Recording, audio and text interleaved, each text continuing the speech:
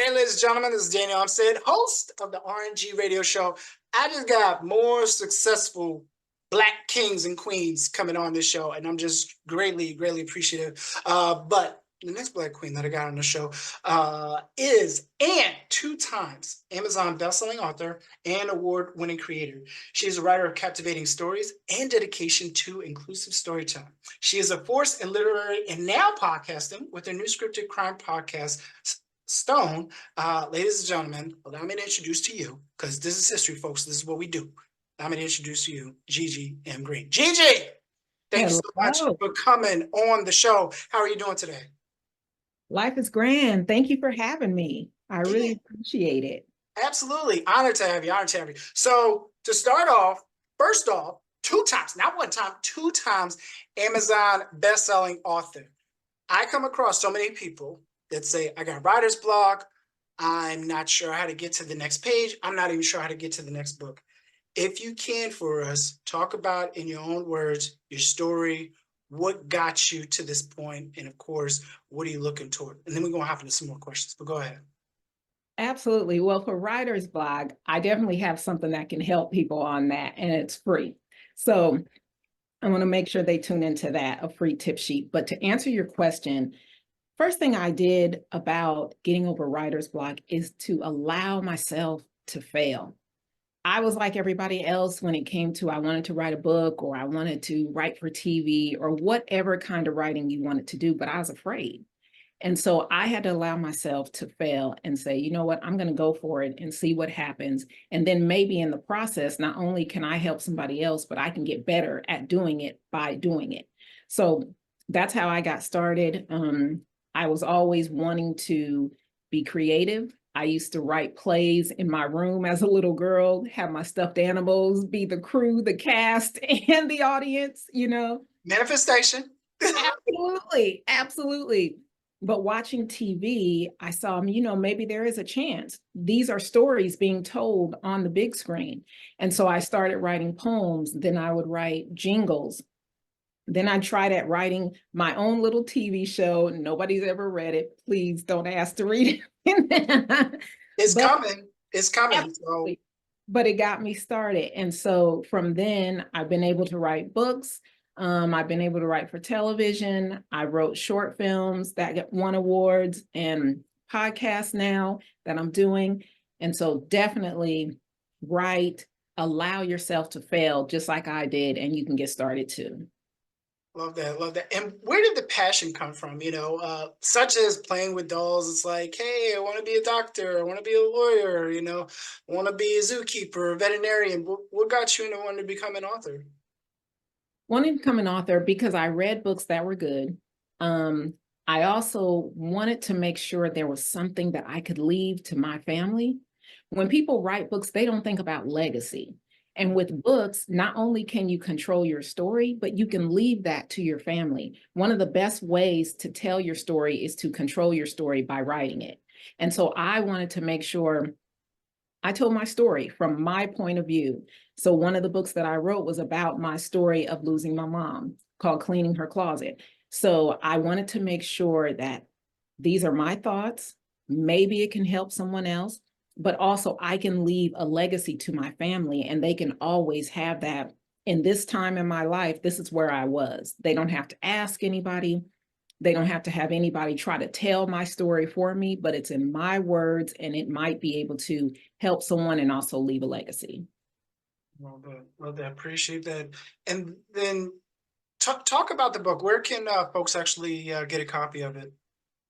Absolutely. It's on Amazon. It's also through my Linktree link, Linktree/GigiMGreen. But yeah, it's on Amazon. It's available. You can download it immediately. Okay. And then for the new authors out there, you know, not even so much the ones with the writer's block, but what advice would you give to the new authors? To make sure that they know there's no right or wrong. Now, technically, there may be a way that you need to write. You need to be able to form a sentence. You need to have structure, things like that. But when you tell your story, there is no right or wrong. So I would say, allow yourself to fail like I did and get started. Don't wait just because you don't know how to do a book cover or you don't know how to market it. Write the book. You can always have someone help you with the writing. There's ghostwriters, or you can get a co-writer, but start the process. The idea was given to you on purpose. Know that.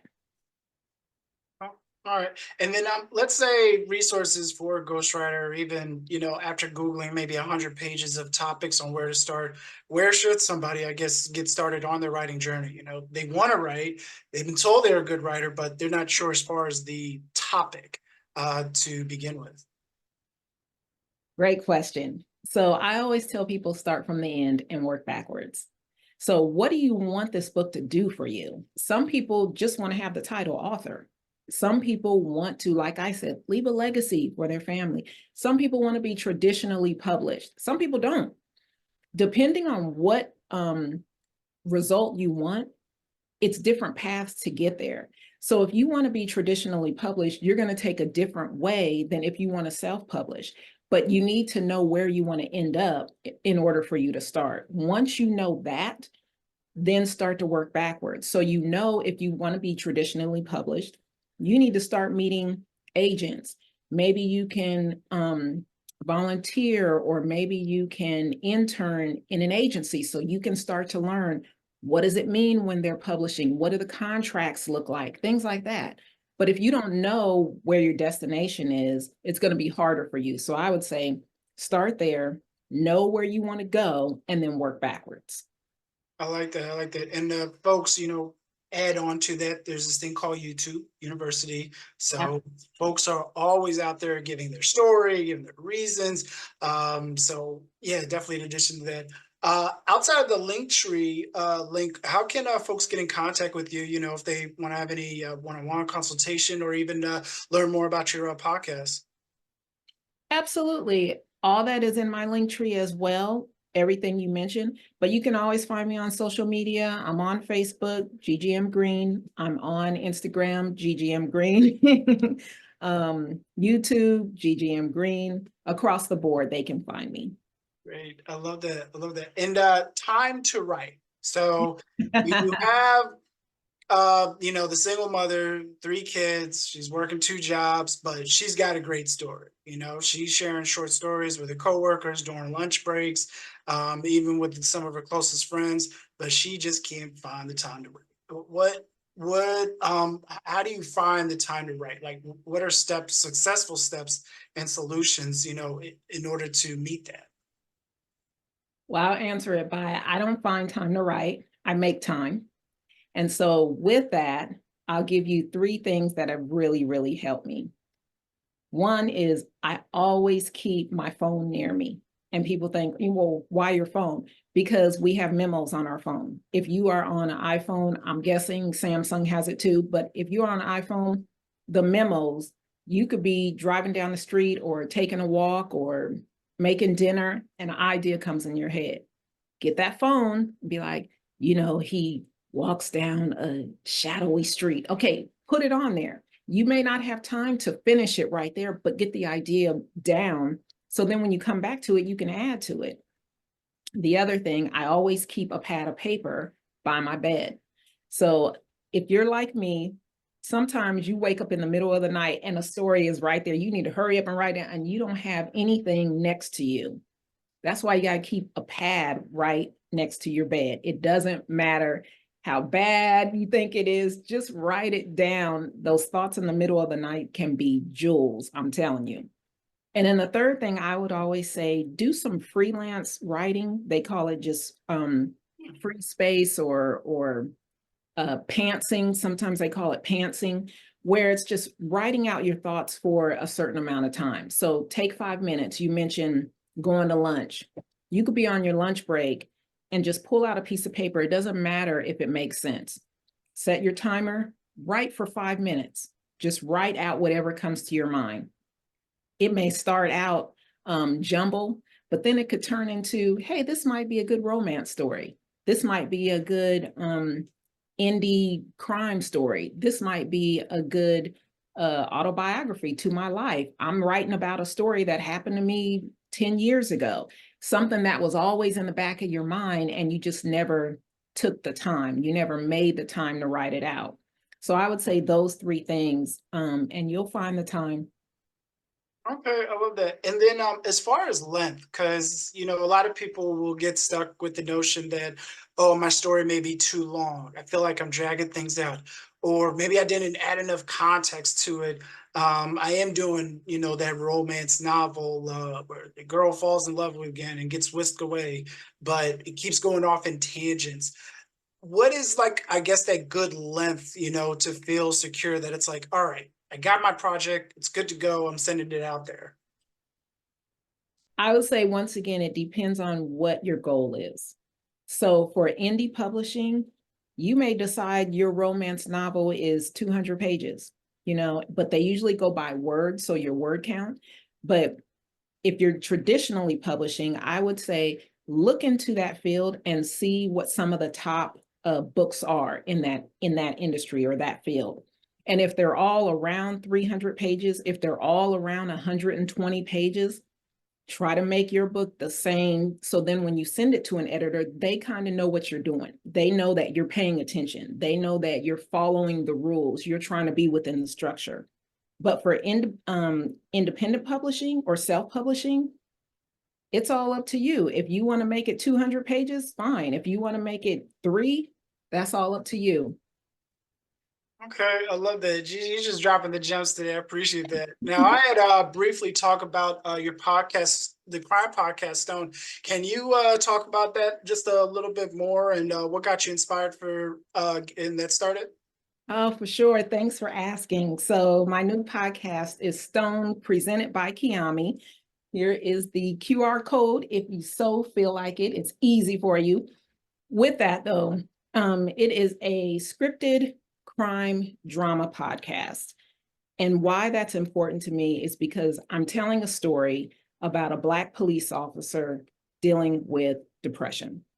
One of the things that I see on television is usually the protagonist is sexual, or the protagonist is the hero. And I wanted to show that men struggle too, especially Black men. I don't see enough people talking about mental health. And so I basically wanted to write about what I wasn't seeing on TV.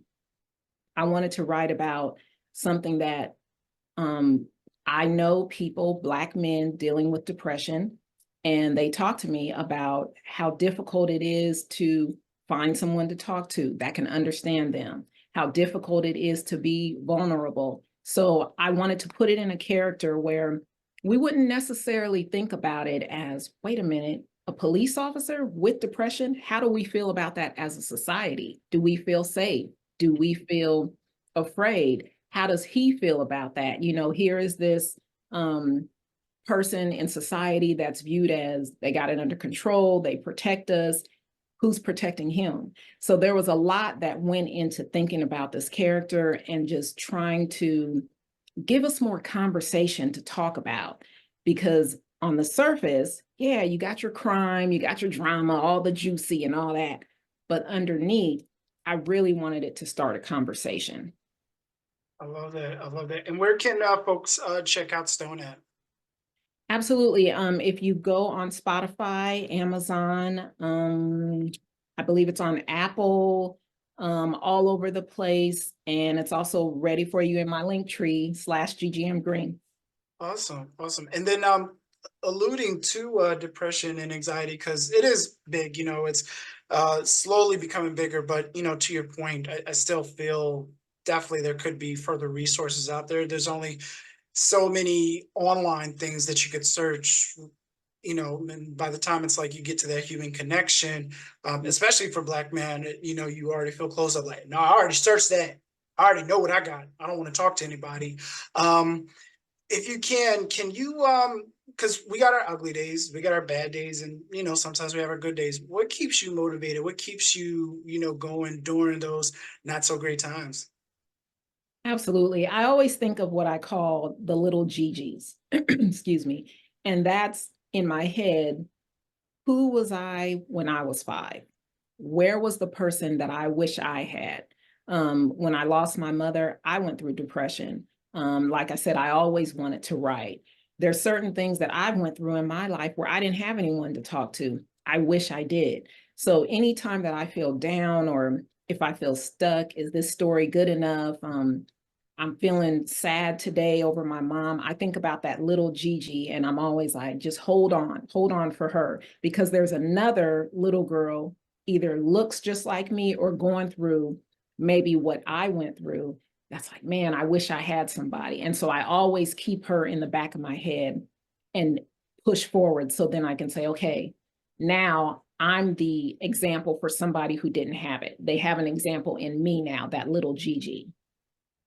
I love that. This is truly, truly inspirational. And I didn't even, think about it because Matthew McConaughey always talked about, he's going against the person 10 years from now in the future, looking to be better, looking to be greater and stronger. But looking back at your past, that's even, greatness in itself, because you've come a long way. Not everybody's childhood, of course, is the greatest, and I'm pretty sure not everybody's childhood was perfect, or even during, the fun 20s and even 30s. Now I'm just showing my age, but looking back at yourself, it's like, hey, root for the 20-year-old self, root for the 5-year-old self, root for, your 10-year-old self. That person already experienced life, and to point out little Gigi is like, hey, there's another little Gigi out in this world, and she just needs somebody that she can look up to, to continue on that pathway. So continue being that leading example for others, especially when you feel nobody's looking. So thank you so much for that.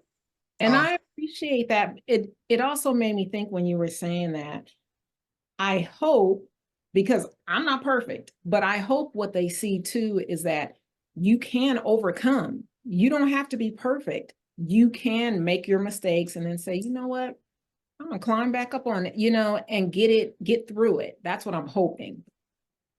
Yeah, no, and you're right. Just keep climbing that ladder, y'all. So, Gigi, I can't thank you enough for taking the time out to come speak with me today. Definitely looking forward to you coming back on the podcast to let us know that you a 10-time Amazon best-selling author. So, really appreciate you spending the time coming out and talking today.